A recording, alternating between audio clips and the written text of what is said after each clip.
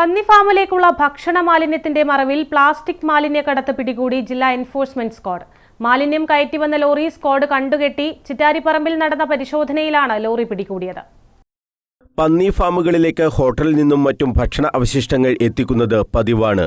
ഇതിന്റെ മറവിലാണ് വൻതോതിൽ plastic മാലിന്യവും കടത്തുന്നത്.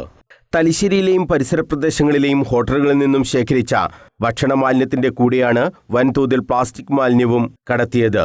Lorry തദ്ദേശ സ്വയംഭരണ വകുപ്പിന്റെ ജില്ലാ എൻഫോഴ്സ്മെന്റ് സ്ക്വാഡ് പിടികൂടി.